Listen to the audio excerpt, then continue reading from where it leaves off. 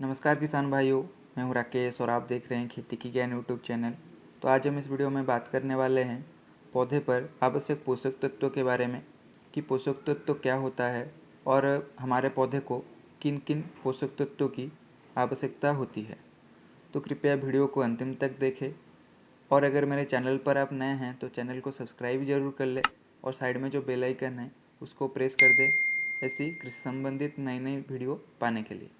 तो किसान भाइयों, पौधे के पोषक तत्व वो रासायनिक तत्व है जो कि पौधे के स्वास्थ्य और चयापचय क्रिया के लिए बहुत आवश्यक है। पोषक तत्वों की कमी से हमारा जो पौधा है वो अपने सामान्य जीवन चक्र को पूरा करने में असमर्थ होता है, जिसके कारण पौधे के वृद्धि में कमी दिखाई देना, पत्ते पर पीलापन आ जाना और फल का फटना और इसी तरह के कई सारे लक्षण दिखाई देते हैं, जिसे हम प्लांट न्यूट्रिशन डेफिशिएंसी कहते हैं या फिर इसको हम पौधे में पोषक तत्वों की कमी भी कहते हैं। और इसका जो प्रभाव है सीधे हमारे पौधे के उपज में दिखाई देता है, मतलब उपज में कमी हो जाता है।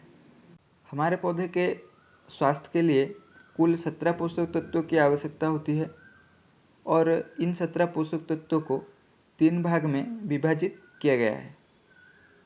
पहला है प्राइमरी न्यूट्रिएंट, मुख्य पोषक तत्व या फिर इसको हम मैक्रो न्यूट्रिएंट भी कहते हैं। मतलब इन पोषक तत्वों की आवश्यकता हमारे पौधे को अधिक मात्रा में होती है और इनमें आते हैं nitrogen, phosphorus, potassium, carbon, hydrogen और ऑक्सीजन। इन 6 तत्वों में से कार्बन, हाइड्रोजन और ऑक्सीजन की उपलब्धि हमारे पौधे को वायुमंडल और पानी से हो जाता है और इसमें जो नाइट्रोजन तत्व है ये कुछ मात्रा में मिट्टी से हमारे पौधे को उपलब्ध होता है। और दूसरा है सेकेंडरी न्यूट्रिएंट, जिसको हम माध्यमिक पोषक तत्व कहते हैं। मतलब इन पोषक तत्वों की आवश्यकता हमारे पौधे को मध्यम धरण में होता है और इनमें आते हैं सल्फर, मैग्नीशियम एंड कैल्शियम।